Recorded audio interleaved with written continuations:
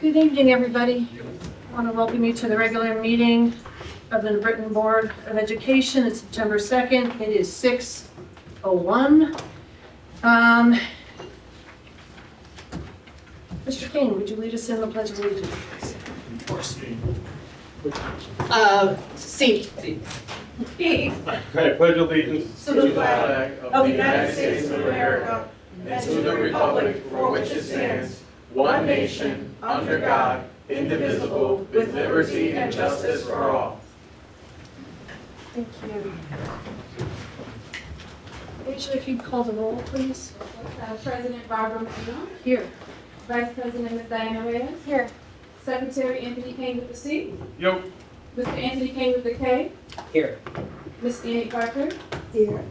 Ms. Joan Pena, here, Ms. Amy Pozorski, here, Mr. Jose Rivera, Here. and Ms. Tina Santin. Right here. Just as a brief aside, we were notified earlier today that Mr. Escobalis had submitted his resignation from the board. He is pursuing other opportunities, and he's also quite involved with obtaining his superintendent certification, which his scheduling, class scheduling, was going to conflict with our sessions. As I shared with him, I truly appreciated his insights and his partnership as being part of the board. I think I speak for all of us in that regard, and wish him nothing but the best in his future endeavors. Okay, moment of silence. I'd like to put out there, as everyone has heard last week, about Minneapolis. Quite the tragedy, and I think we're all involved. And if we could just take a moment to put those folks in our prayers. One, can we include Norm Elia, who used to work here in school? Thank you so much. And Peter Calmer from Lincoln High School. Absolutely. Thank you.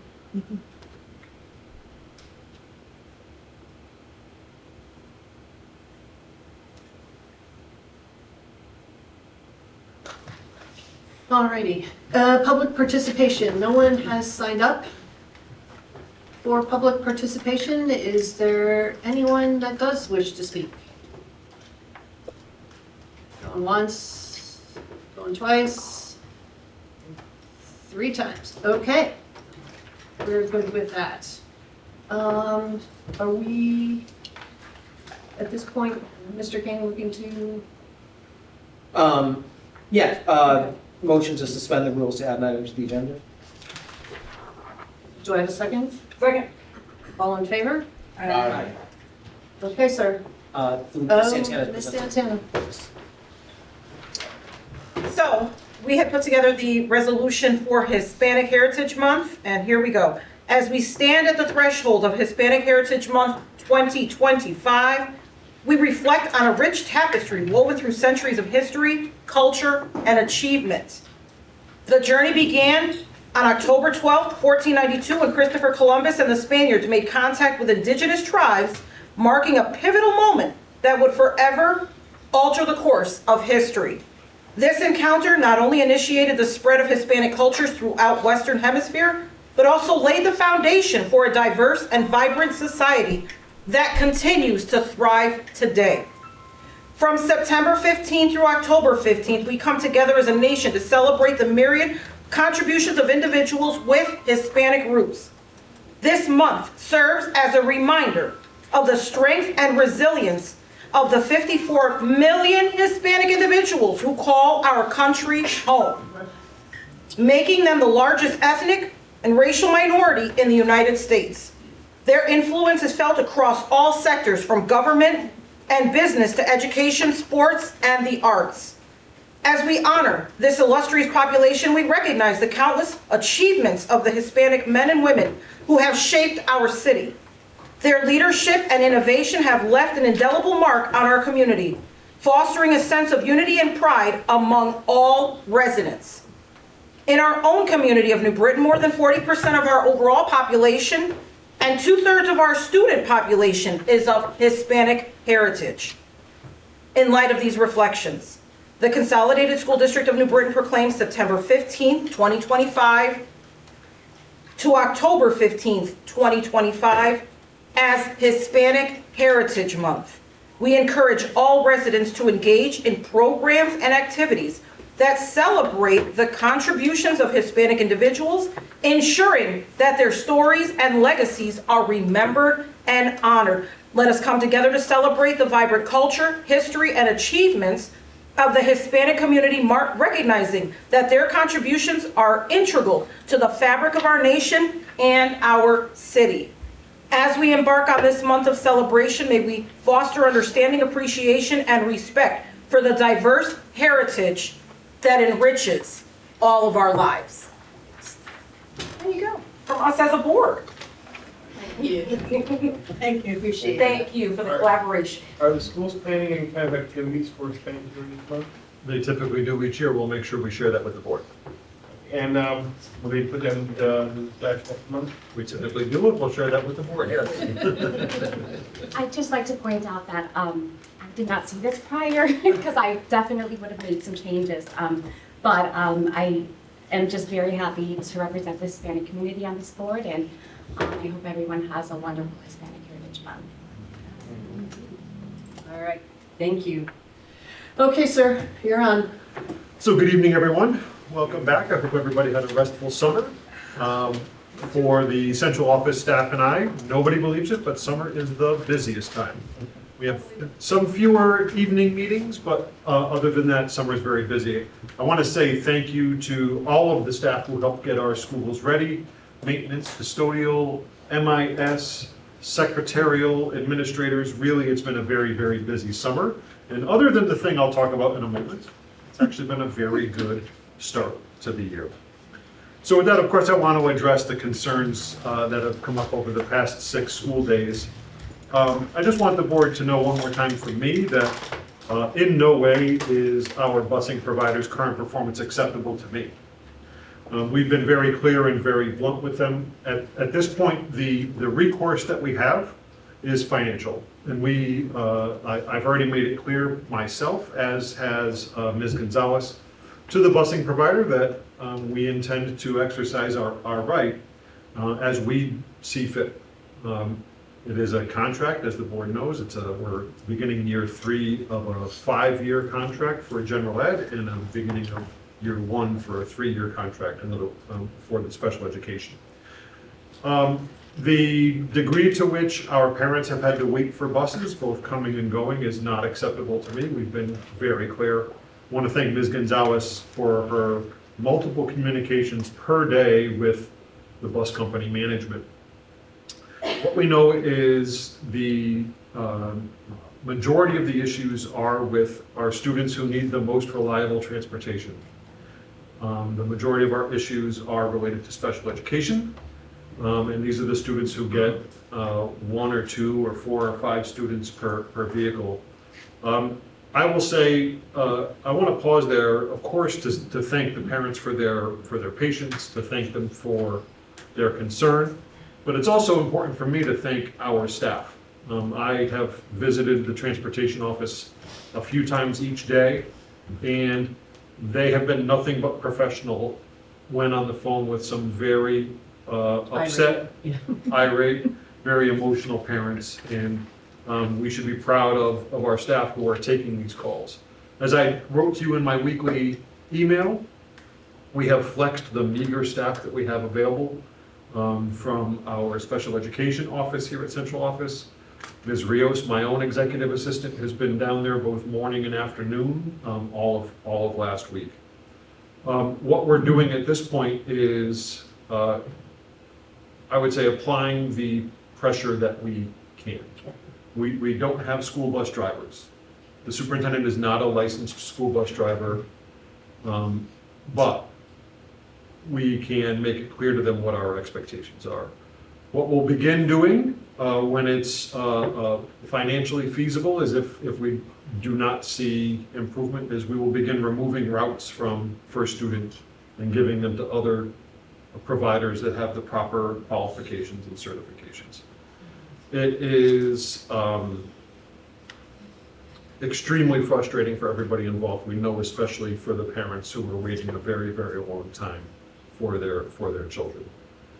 So, again, you know, the community has our thanks and our apologies for this. We want to see better performance out of First Student. I'll say it's somewhat surprising to me because last year, when we had special education transportation issues with our previous provider, we took routes away from that provider and gave them to First Student, and First Student performed well, or at least performed better than the other provider.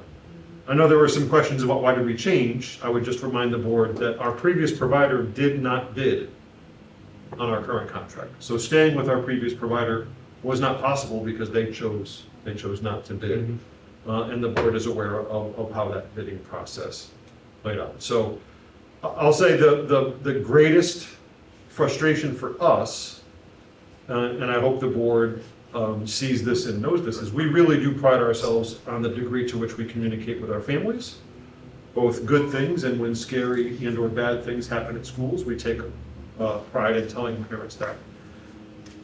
To watch our staff be on hold with the bus company for 5 minutes, 18 minutes, 25 minutes, and then sometimes just get disconnected. Right, and not the bus company not able to tell us when a bus would arrive at a certain school or a certain stop, leaves us unable to communicate that to the parents, which is of course always our preference, to tell people proactively, right? And thanks to our new communication system, we can do that. We can say, send an email or send a text to the parent of every kid who's on bus 8 in the afternoon. We can't do that though, because we aren't getting the information from the bus company. So we are seeing, as I said earlier, very minor improvements each day. Today, we got the all clear about an hour and a half earlier than we got it at this time last week. So that is some improvement, but still not good enough. So we will continue to push to the degree that we can and use whatever is a legal remedy within our power. Do we know what the greatest issue might be? Number of buses available, GPS? I guess I would just say, without going into too much detail here, from both a staffing and an infrastructure perspective, the bus company was not ready. I want to say, though, that Ms. Gonzalez checked with them multiple times before the start of the school year, and they reported that they were ready. So when they were asked by both Ms. Gonzalez and Mr. Valerio if we were staffed, if we had routes, if we were ready to go, the answer was yes. What we're finding out now, just their, I'll say, equipment for communication with the public and communication with us, not acceptable. So I'll just offer you one example, Madam President. So they're supposed to, our contract says they're supposed to have a hotline for our folks, so that our folks can call them right away and get answers. They did not have that. So by day 3, I think it was, and I don't want to sound too flip here, but I directed Ms. Gonzalez to tell them to go to Walmart and buy a burner phone. Okay. This is the level of equipment we're operating here with. If they're not going to have a dedicated phone line, then there's no excuse not to go to the local store and buy a flip phone, and whose number only we have. So we're at that level of solving problems with this company at this point. These are things that they should have thought of months ago and solved in advance. Again, it looks bad for us. And in one of the emails I wrote to them is, right, we take our credibility with our families seriously. And we know when one of our contractor fails, the parent doesn't necessarily care that it's the contractor, right? We know that. And we will continue to push. We will continue to hold them accountable. And when our lawyers tell us that it's advisable, we will assign those financial penalties. So thank you for that. I have just one now, and earlier today I have given a couple of statements to the media on that. And again, we don't like having this type of relationship with one of our contractors. We like to have good, productive, but when a contractor is simply not delivering, they don't deserve our support either. So with that, some happier news. Yeah, I was gonna say, can we, yeah. So I want to say just thank you for everything. It's obviously impossible to name everybody, but everything that everybody did to have a really nice, really kind of joyous launch to the school. Again, aside from the troubles with our buses, I will say I feel like I saw more smiles on kids and teachers than I have in my previous 3 years of starting here. It's just a really nice vibe with our families and staff and kids this year. The Back to School Bash, as always, was a huge hit, even though it was about 1,000,000 degrees outside. We even had our transportation staff there to welcome people and help them work out issues. As usual, you've got an advanced copy of the district dispatch. I'll take you through just a few things. Some really nice numbers to celebrate. I won't tell them all to you, but on the pages 2 and 3. Great photos here, again, of the first day of school. It's such a wonderful tradition. I believe it's in here, 80 or more, at least 80 people from the community, police officers, firefighters, elected officials, members of the Board of Education, members of Common Council, just out to give high fives and smiles to the kids. It's such a wonderful tradition, and I think that went especially well this year. A really nice update for you on the following 2 pages, pages 4 and 5. The board has had a couple of discussions over the past year about reducing, in particular, reducing the Latinos in Action offerings so that we could offer more Spanish instruction. And you can see here, we're seeing the payoff of that now. More students are earning credit for Spanish 1 while still in middle school, so that they can start right up with Spanish 2 when they get to high school. Nice profile of our registration staff, who's especially busy, as always, this time of year.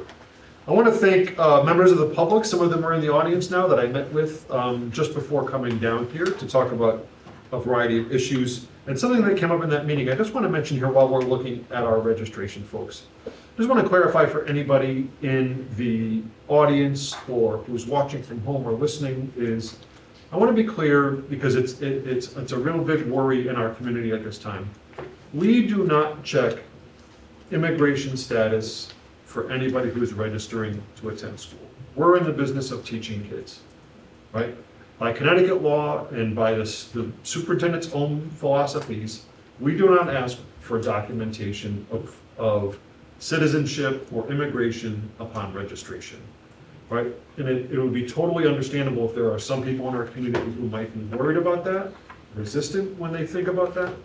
I just wanted to say that here, while I have the mic, that all are welcome, right? The only requirements are that you can prove that you live in the city of New Britain, then you gain access to our schools and our wonderful teachers and professionals. So while we had the picture of the registration here, I just wanted to take that moment to clarify that for everyone. A very nice recognition of Ms. Escobales, who did a wonderful job of emceeing our convocation. Another really, really wonderful tradition that I've come to enjoy so much here at New Britain of inviting our a senior at our high school to really, as I said at convocation, to run the biggest meeting of the year. And she did a wonderful job. She's a natural. Absolutely. So with that, that would conclude my report for this evening, Madam President. Thank you, sir. For committee reports, obviously, we haven't had any committee meetings. We will be having upcoming committee meetings, so we'll kind of cruise past that. I'm sure everybody's ready, raring to go the new school year to get involved with committees and things we need to tackle. Board reports, anything to report for board reports? Yes, Ms. Santana. Just very, very quickly, I had a wonderful summer just interacting with all of our students, our district students, our staff, workers' parents around the school district and even outside of New Britain. But what I wanted to send was a shout out to Chamberlain, who had their own back to school bash, which I'm sorry, no adult should be allowed to have that much fun. Because they had, you could come eat dinner, get a free backpack, dance, jump in the little bounce house that was done by the Boys and Girls Club. Listen, no adult should be allowed to be laughing that hard. And I, like, really almost fell over a few times. It was great. And we also had community partners there. I mean, it was just, I can't even say enough about it, that it was just wonderful, wonderful, wonderful, wonderful. And then the other thing was, we just had, you know, other little pockets of community opportunities to be able to connect with our students. And for that, I am just eternally grateful. So I just wanted to send a shout out to everybody in our district that is working hard to be able to bring our kids right back to where they need to be, which is in school. And allowing us to be able to share with you in all of that opportunity. And just, I can't say thank you enough to our staff. Just pulling it together. And I can just tell you, I had to communicate with transportation a lot. All 4 of my kids in the school district are special needs. And so I just remember every day just saying thank you by email, and just thank you for helping me survive today. It was a lot, but it was great, and we just needed to bound together as a community and just say, hey, listen, we can get through this together, even as special needs parents. So, any questions? Don't hesitate to ask. Nika? Any questions?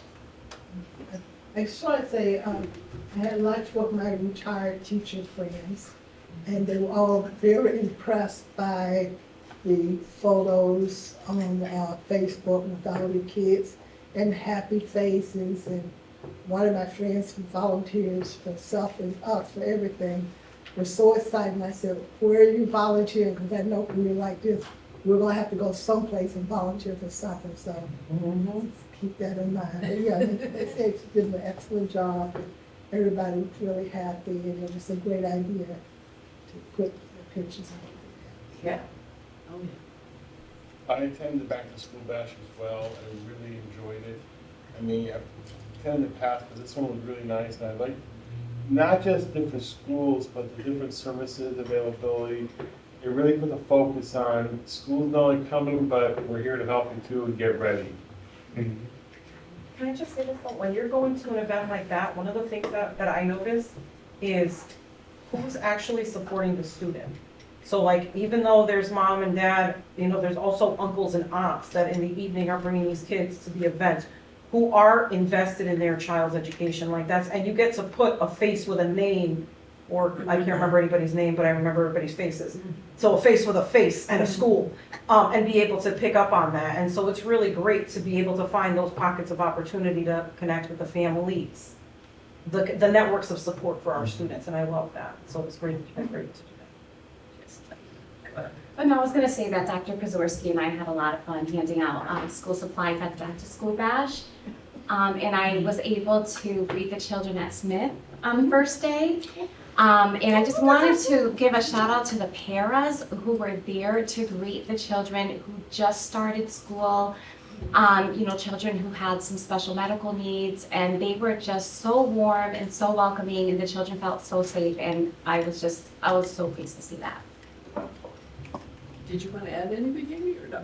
No? Okay.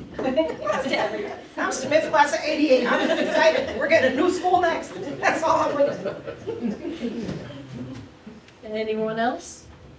Madam President, may I add one thing that I forgot? Right, something I said at convocation, I guess I should meet my own expectations. We should brag about what we do. Right? And I think sometimes as public educators, we don't. And I think in our city with such a large high school, sometimes our high school takes it on the chin. I want to just do a special shout out. This was also in my convocation speech. The high school, New Britain High School, during my time here, has nearly doubled the number of kids who were taking advanced placement classes, and more than doubled the number of students who were passing those classes, right? As you guys know, I'm on a mission to help change the reputation of the school district and hopefully thereby part of the city. We should not shy away from bragging about that. More than double the number of kids who are passing the hardest test there is, the AP test. That's why I want to reach out to her tomorrow. So it's one thing to have the kids increasing it, it's the other thing to have them passing it. Correct. So I want to just commend everybody who makes that possible, and really that's the whole staff, right? Teachers, paraeducators, everybody at the school level, central office coordinators. Really, it doesn't happen by itself. And it doesn't happen without Mr. Pierce pushing that. And we're like many cities, we're a school district that people like to get into the news for controversial reasons, right? But we should also remember to brag, and I think that's an important thing for us to do. And it's my pleasure just to bring some light to fantastic things that are happening at our schools. Wait a minute, can you just expand on one thing though? Because for the kids, like my kids that are never gonna be able to take an AP class, not because they can't, but you know they can't, is our MET program and how much we are expanding. And I can't just tell you that, you know, having been an operator in construction, sometimes you have to think outside the box. These kids are doing it, they're doing it, and if they just can't, because they don't have academic acumen, they are doing it in other ways and being successful. And the fact that our programs are expanding, I was just so happy when you look through.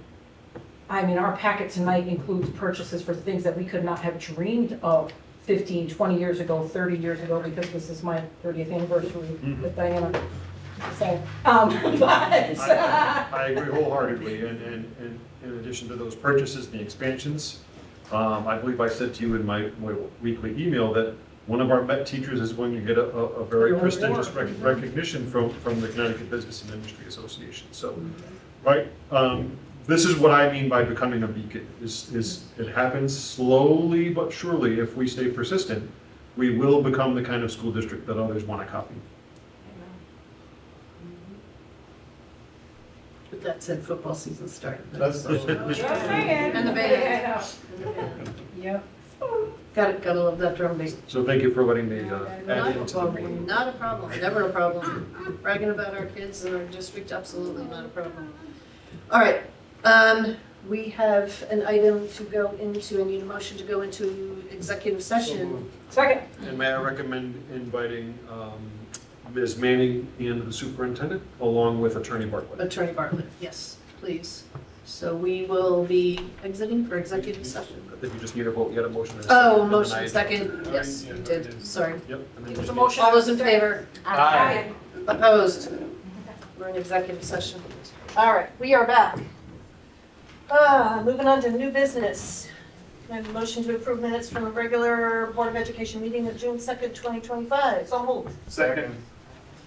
Okey dokey. Any changes, modifications, anything? When are we getting our student reps? Okay, well, that's not part of this, but, okay. That's another question after. Hold the phone.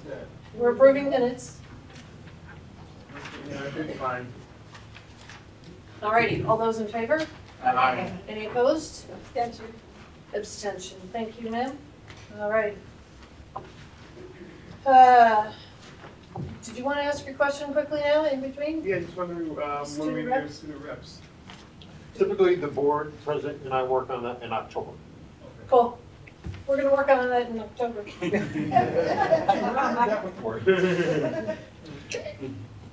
All right, item B, report of personnel transactions and extracurricular appointments. I just want to thank Dr. Sanders and her team. As you page through, I believe it is 8 pages of hires, Dr. Sanders? Just, I pause to appreciate the hard work of our talent office in onboarding and doing the paperwork and the required trainings and everything that it takes to get these folks on board and on staff. And also a special shout out to Dr. Sanders and her team for how they've renovated the new teacher process, where we've really tried to make better connections with our new teachers and make them feel like they're at a place where they belong. Oh, you're talking about orientation? I was using a word in a creative way. Gotcha. Not like a building, like Okay. renovating a process. Okay. Gotcha. Any questions, comments? Yes, ma'am. I have a question. First off, I don't pause to say thank you. I just thank you all the time. See, you said pause, not me. What do the different steps mean? Because I do see where there's it looks like very similar education, but then you got different steps. What do the different steps mean? The different steps were determining the salaries and years of experience, basically. So, the new teacher, with the way the contract is, I believe everyone starts now on step 3, right? And let's say, for example, if Tina has 6 years of experience, okay, 1.5. Exactly. 6 years of experience, then we'll start you at six, But I step agree, 6. don't you think that's? No. All right. We've been in a very good place. I've said to Dr. Gasper is we really, because our salaries are so high, I've only had to negotiate maybe one salary this season. So you're starting off at around a 3. What's that in difference between like a 1? Where do you start at? So the teacher's contract right now, there is no step 1. Okay. It starts at step 3, and I believe step 3 bachelor is about 58,000 entry point. Roughly, okay. 53, okay. But if a teacher comes to us with 12 years' experience, They're Dr. on the Sanders. highest, well, So then they would be at like a, hold on, I got a step 5 and a step 13. I wanna be 13.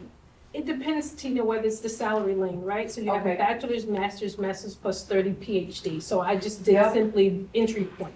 Step Gotcha. 3 is about, was it? Where you're coming in at, and then you're kind of slowly going up that way. That's what the steps mean. Yeah. Is there a reason why we have so many variations and so, like, I'm looking at a 3 versus a 13? The experience as people are coming in. Step 13 is our highest step, and that can be somewhere master's 102,000. Okay. Do they always come out of steps like that? Like, that's how it gets rated kind of a thing? When we look at like when we review your transcripts, your years of experience, all that, yes. Gotcha, okay. Those are all laid out in the various contracts. No, I understand that part of it, but when you're seeing it, lined up like this, and Yes. you're looking at, neck and neck people who are identified as having a bachelor's, but their pay is so different. Yeah. I can understand that, right, because they may have completed a bachelor's, but I have a bachelor's and a lot of experience. You know what I mean? Exactly. Versus just a bachelor Exactly. just came out of school, you know what I mean? And I get that part of it, but how does that translate? So then why can't we have less steps? But just like, That's contract negotiation too. That's all part of the negotiations process when we do the contract. this looks cute, right? See, that's why I asked questions, thank you. And Tina, we used to have more steps than this. They have been over the years. They streamlined the steps? Yeah, What's yeah. the master plus 30 and master plus 60, which degree is the plus part? The plus part, Yeah, the master's plus 30, master's plus 60.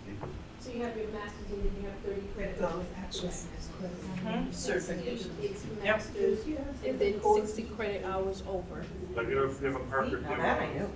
So I'd just say that all of the contracts are available on our beautiful new website for you or any members of the public to take a look at.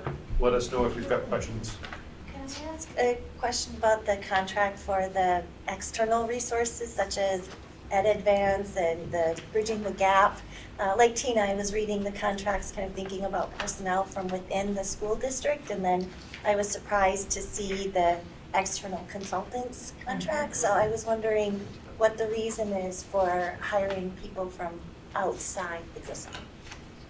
That was later on in the agenda. That's that- later. yeah, Oh, okay.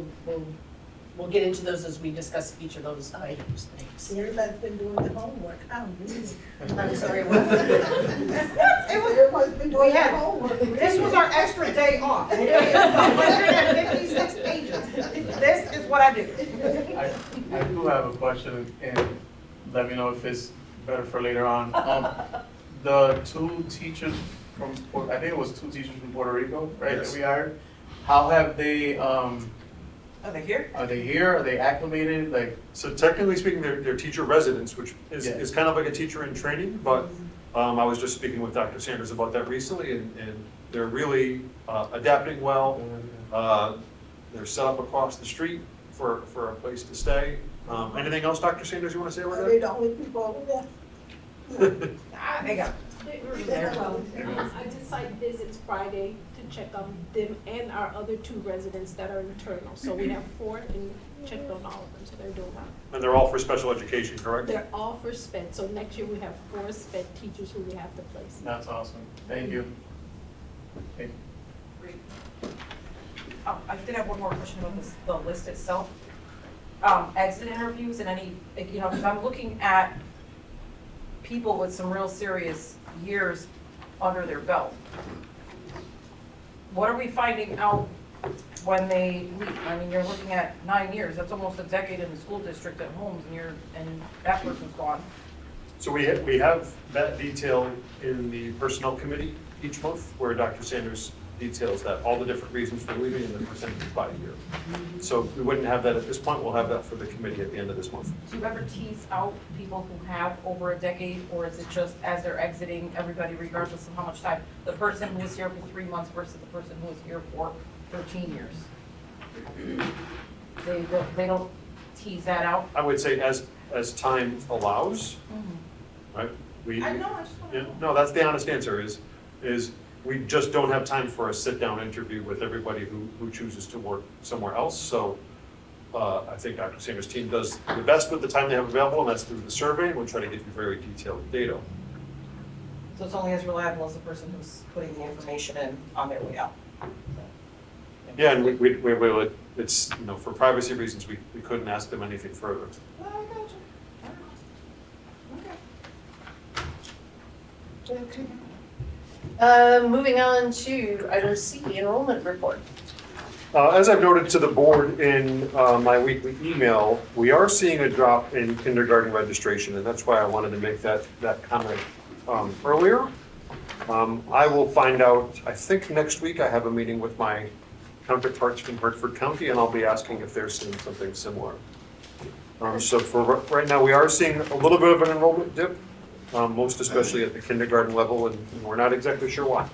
Does it have anything to do with the change of age? The 5 year, yeah.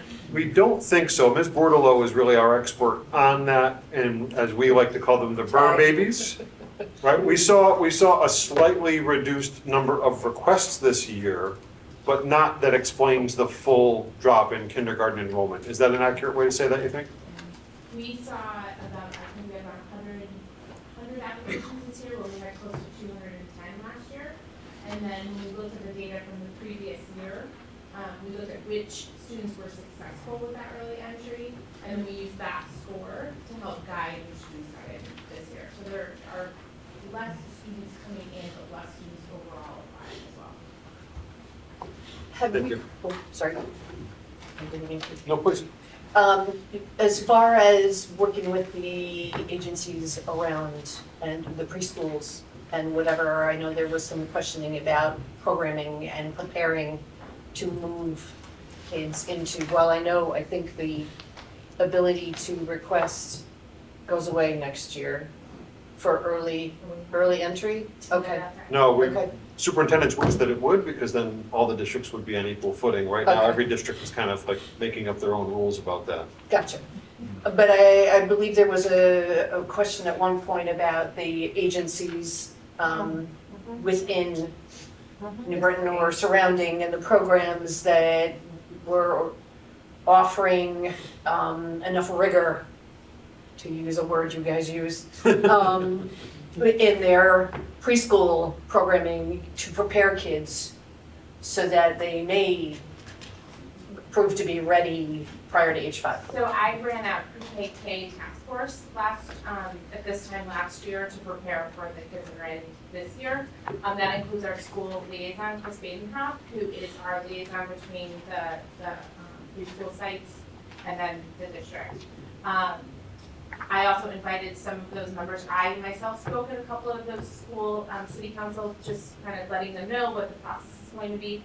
We use their assessments that they use, but we determine from our students' data what those kind of cut points are going to be. So we'll do the same thing again this year. And we also did kind of look at our students at the YWCA after that tragedy and make sure that we found different ways to accommodate those families for the process. Okay, but there's like an apples to apples kind of, okay. I know that came up in a couple, and you and I had talked about a couple of folks that have reached out.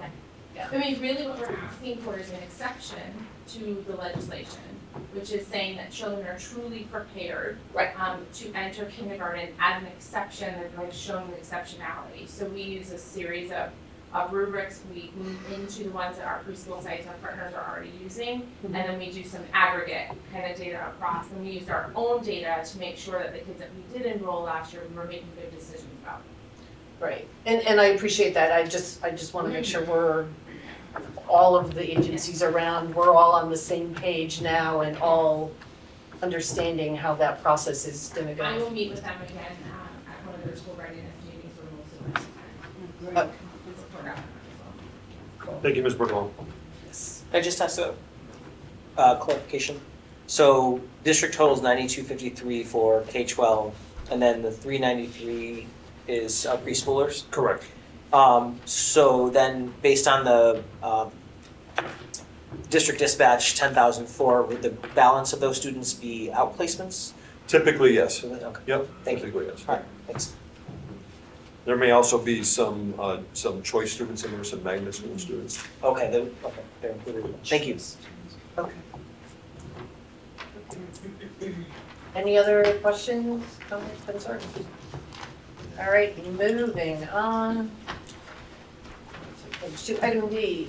So if I may, Madam President, just to give some context, I apologize for the quantity of things that are here, but without committee meetings, we didn't have a chance to construct a consent agenda. So as is kind of typical for the first meeting of the year, a lot of these things would have gone straight to consent if they came out of committee, but Right. of course, in our first meeting of the year, we didn't have committees. Not complaining about that. No, yeah, that's okay. That's okay. So need a motion to accept donation from Microcare to support teachers in buying school supplies. North Bend Elementary. Second. All right, any discussion? Thank you. All those in favor? Yeah, thank you. All those in favor? Aye. Any opposed? All right, that's all good to go. Item E, motion to approve new position requests, math instructional coaches for Chamberlain and Slade. So- Motion and second, discussion. Just as is indicated here, the reason these positions were not part of the superintendent's budget is that this is money that we've just gotten confirmed, the school improvement grant. These are both funded there. We've also learned our lessons from the past under ESSER. These positions will be hired with a hiring letter that is specific to grant funding. So the people who choose to take this position will be aware that they're taking a grant-funded position. And it could be temporary. That gets more complicated because, just because of the funding source, they still have seniority rights under the contract. But they will know that they will have all the information that we have, in other words.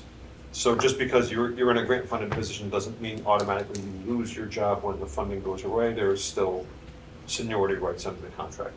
Yeah, we just have to move people around to fill it. Okay, so these are two additional bodies that we would then have to assume. We would not have to assume, but for example, 2 years from now or 3 years from now when the grant expires, these people would be wise to bid for a job that's opened up by attrition, and these jobs would not be backfilled because they were grant funded. Okay, wait a minute. And I'm just gonna be like brutally honest with you, not like I'm not, just saying. I'm still traumatized by the plus 300 people that read. I'm just, right, like you Me already too. see where I'm going. Me too. Like, I'm still traumatized by that. So the fact that we don't have a plan, okay, so we got grant money in. The first thing that we thought of was getting 2 instructional coaches. So I want to be really clear that this is a school improvement grant, and it is leaned specifically on what the principal, him or herself, believes would help their school the most. And I fully support this for these schools. It's, to your point though, and I definitely agree, because I was on the front line of that trauma in my first year as superintendent with you. So number one, the employees will be very clear that that's a funding source. Number two, I don't want to say extra, but replacing a coach is different, or doing without a coach is different than doing without a special ed teacher, right? A coach is definitely something that's good for kids and good for teachers, but can be done without much more easily than, let's just say, a classroom teacher. So I'm less worried about funding a coach out of this funding source than if it said, well, we're gonna fund the high school principal out of this source. Well, we need one of those. Or we're gonna fund 3 classroom teachers out of that. So I share the same concern. That's why we've taken steps to be really clear on this. And it's a position that can more easily be done without when the funding expires. and we don't have the local funds to pick it up. No, but what I'm curious about is whether or not, and I completely understand that you support the principals making the request, but in there is the gap of, have the teachers expressed that this is something, anybody call you up and say, I need a coach? I don't know. But if that's the case, I understand that, but it probably could have come through a different way instead of investing 130 in one coach, if in reality what we need for improvement are paras. There's two, one for each school, no? I understand that, but I'm saying, Oh, if, let's just say your example is the one school where I don't know, 50 teachers raised their hand and said, you know, at their powwow that they needed a coach. I, as a special ed mom, have to think that somebody would have been raising their hand saying, hey, what I really need are paras for improvement here. Or behavioral specialists, I don't know.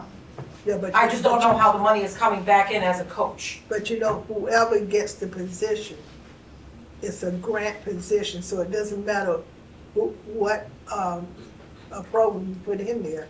That person is going to lose their job if they don't find the grant. But what matters is that It's an excellent question, and I guess I would say that the SIG grant, the two important letters are the S and the I, school improvement. Right. So when we apply to the state for this grant, it's expected to be things that improve, not staff. And I think, you know, what you're implying there probably would have been rejected by the state. That's called supplanting rather than.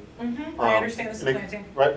Understand. So to say we were hiring paras with this particular grant would probably not have been allowed. So this has already been vetted through the State Department, who tells us how we can spend this money. It's supported by the principals, and I support it too. I completely understand your concerns and the reason for the question. Absolutely. However, I do believe this is needed. I do believe that it'll be well spent. Do you have any particular goals in mind for the performance that we want to get out of these positions? Like Sure. scores? Have you seen my email signature in the past few emails? Yeah. That. Right, so what we found is teachers with good hearts are working their butts off and delivering instruction at a level that's lower than what the kids need. And that's no individual's fault. So we're really putting a push on that every single day, every single child needs to be exposed to grade level standards. Now that might sound like a, well, duh, but when we've been doing it the other way for quite a long time, it's kind of become a culture. And people are doing this with love in their hearts. They're finding they've got 6 kids, 12 kids, 18 kids in their classroom who are below reading level. And our data says they're doing a wonderful job of boosting up those kids. But what our data also says is, while they're boosting up these kids, the kids who came in on grade level, some of them are slipping back. So there's a crosswalk, it's called a matched comparison that we use to look at that. And my expectation is not just through these coaches, but all of our instructional support, that we're gonna reduce that backslide over time. That's not gonna be the algebra thing again, is it? Nope, Okay. nope, different topic. So just a quick question too, on the 2 individuals coming in at the 130 per, and a couple of years down the road, the grant goes, and their salaries go up with increases, whatever contractual increases. And so the grant goes away and they're sitting at a certain pay scale level, they have to get another job with that same pay scale level? So Which, they- how does that Well, work? first and foremost, 130 is the total cost, benefits included. Per person, right? Correct, yep. And that's what I meant earlier, where they would have contractual rights. So they're paid, as you know very well, because you've been in those conversations. In those conversations. They're paid as per contract. Mhm. And every year we have people come in and people move out, and they're moving in and out at various levels of the steps that Ms. Santana was asking about. But So, these, yes. but these folks would have to then be given a position of similar pay. They would have- level. They would have to basically bid for a position that was open, and they would continue at their regular contracted rate. Right there. They have to be certified, properly certified, right? So if you're certified as an elementary teacher, you don't get to bump into high school physics. As long as they're going into a properly they're certified for the position that they're going into. Yes, sir. Just looking at the primary functions, would it be safe to say that although one of the tasks is that these coaches will be working with small group of students, the primary focus is on building capacity in our current teachers, classroom teachers? I think that is exactly a very good way of stating it, yes. They do provide small group instruction for intervention, but also the idea is to make as many teachers as possible better teachers, as you say, they'll So consist. when the grant goes away, we have the They've ability had- to carry on. Correct, they've had their impact while they were here, yeah. Thank you. Thank you. Okay. Any other questions, comments, concerns? My only concern really is, I'm sorry, I don't mean to be like raising my hand low, I really should be raising it high. I want the teachers to build the capacity. I want them to feel comfortable in the classroom. I want them to be able to have the benefit of, well, I honestly do. Me personally, I'm just looking at it like, and I get the grant application process. I've been through the run-of-the-mill before on my own. I get it. There's gonna be reasons why it gets rejected, and I get that it's a grant, but it is for school improvement. Then all I can say is that we as a board need to be demanding better of our state, because this is not fair. I don't see how we can spend $130 on one body, $260 on two, and I get it, they're gonna be in their individual schools. But when we need more paras in the classroom, more behavior specialists, more family school liaisons, we need the support that's gonna be able to help the teachers, for them to be able to free up, to have the benefit of this. But they're gonna be working with a coach. And in between, we have the students. I appreciate the staff chasing the grant. I appreciate the work that you put into it. I appreciate the work that the staff is putting into the classroom with our students every day.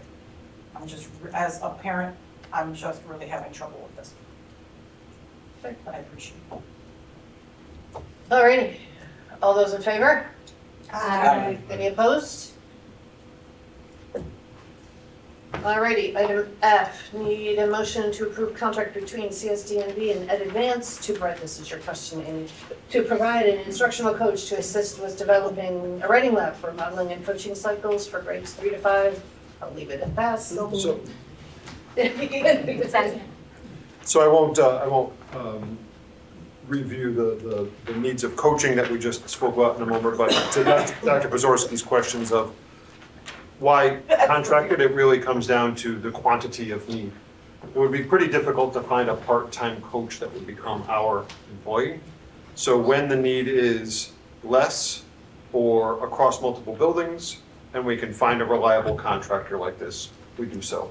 Also, to be quite blunt, it's also to Ms. Santana's question of when we can find a reliable contractor, it's in our best, and that we know that position will be temporary. A consultant is the better solution because we don't have the extra burden of contractual rights or unemployment if they have to be laid off and things like that. So I think my team will vouch for me that I'm very tough on them when they ask me for a consultant. But there are times like this when I do believe it's in the best interest of the schools and the board, because relationship with a consultant is one we can end much more easily than a full-time employee. You also helped me understand the funding source so that in Magic SIG, you can apply for an external grant that would pay for something like this. And that means it's not money that's being taken away from The city, the like city. central government. You're exactly right. So the SIG SIG, as we say very often, is a grant from the State Department of Education, and it's offered to schools at the lowest levels of student performance. So we've had, for example, North End School is a school that was a SIG school, but it made such progress that it's no longer a SIG school. So congratulations on doing better, we're taking your money away. SIG is structured by the criteria from the state. They choose the schools.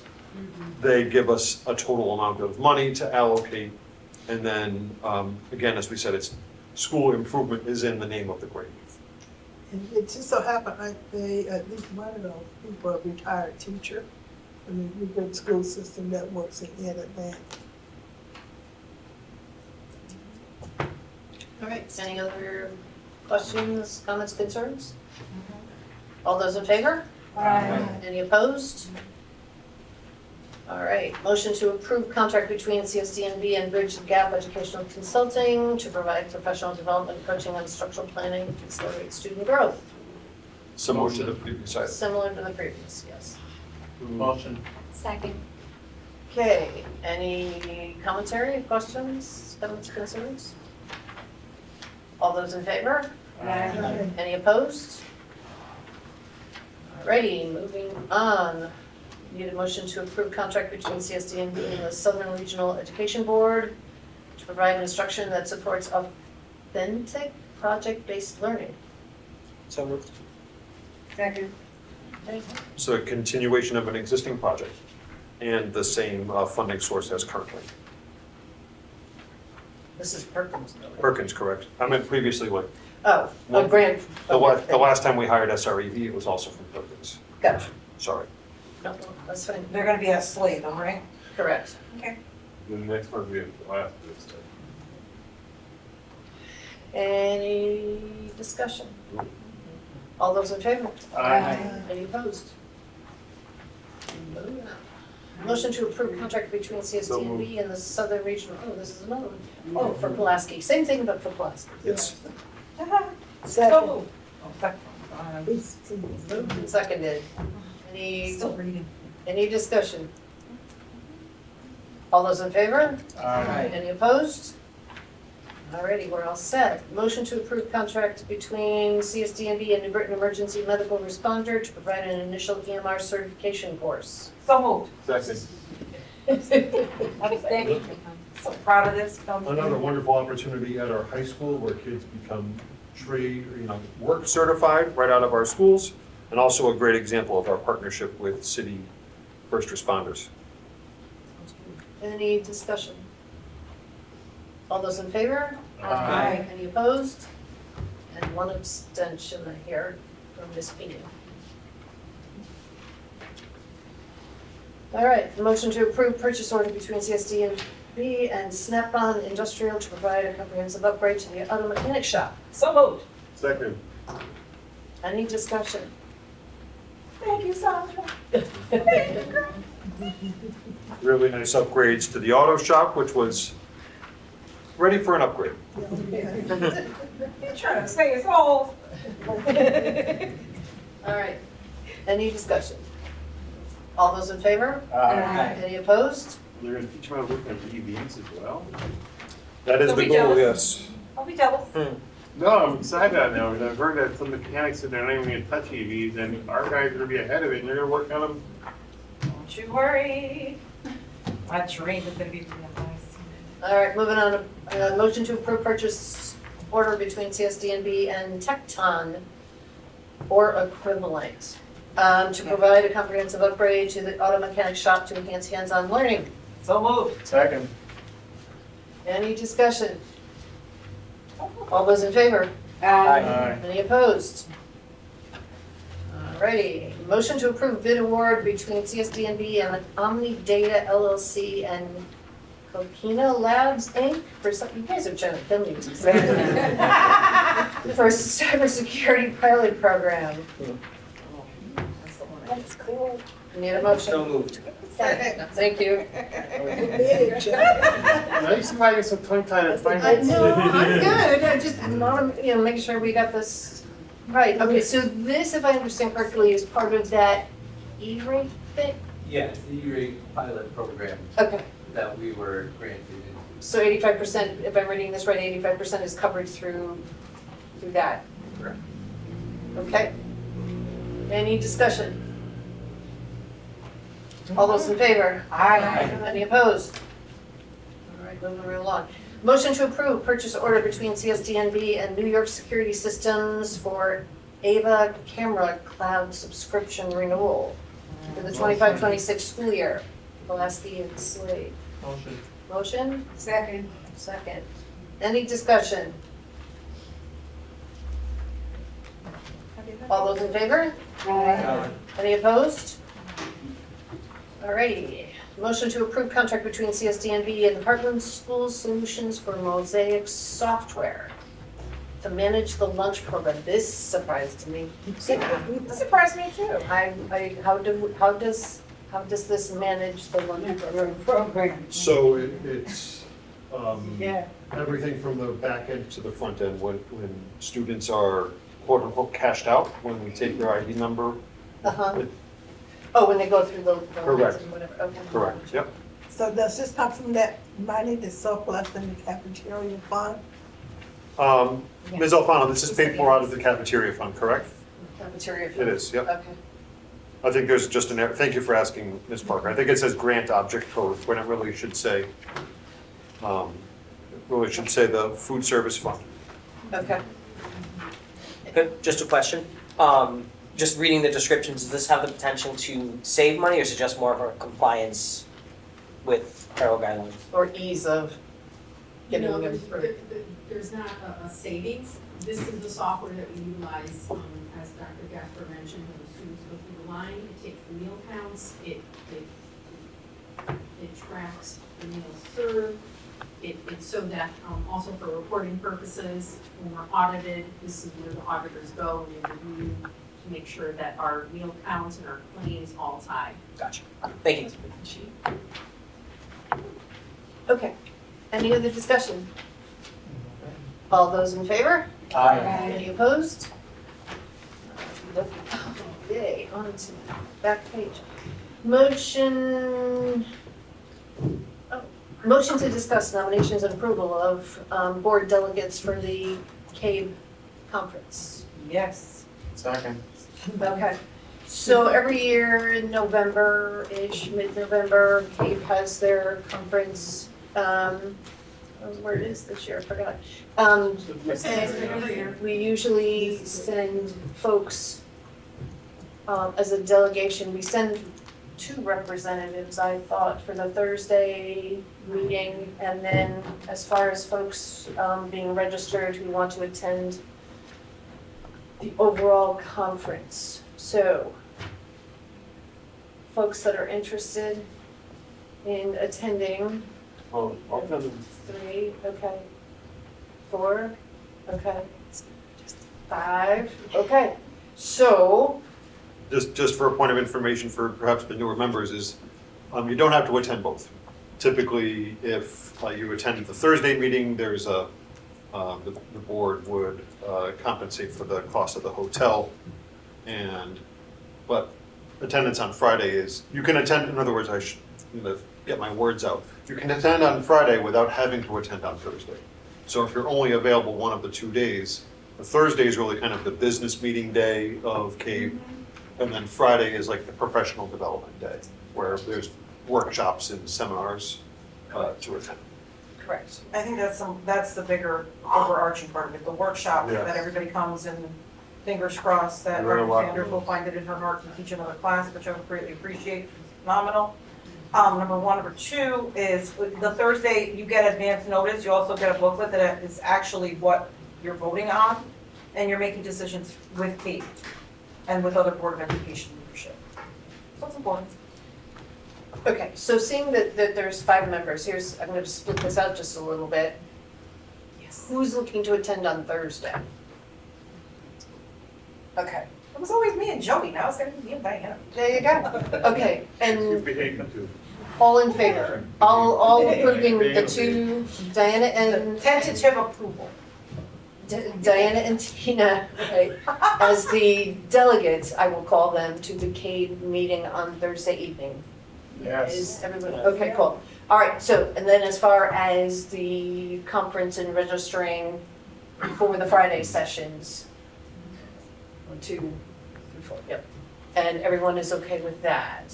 Yeah. Okay, so as far as registering, we'll just work with Aja. Yeah, Ms. Edwards can help, members can reach out directly to Ms. Edwards and she'll help get you registered. Okay. We Sounds email like- her then? Email you? Email Asia and that would be fine, yeah. Madam President, what's the date of that? Just, It's November 21st and 22nd. thank you. That's the party of the Saturday. Thank you. It's usually the twins' birthday party. Never get it. Okay. All right, so the last item that we have is executive session, motion to go into executive session for, and possible public action for purposes of discussing the superintendent's contract. Motion. Second. Okay, and Attorney Ritter was going to She's be here. here. Oh, she's here, okay, she's hiding behind the podium, okay. Patiently waiting behind. Okay, so I invite Attorney Ritter to join us for executive session. Everybody, all in favor? Aye. Anybody opposed? Okay, we are in executive session.